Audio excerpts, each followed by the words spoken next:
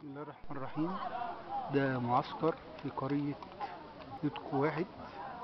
النهاردة الجمعة 18 مايو.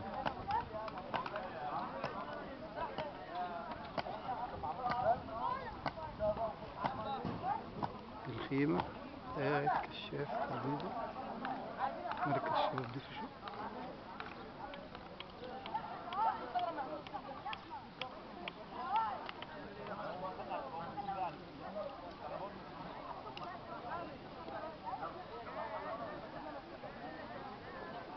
ان شاء الله يوم كويس، بس احنا واقفين في الحر.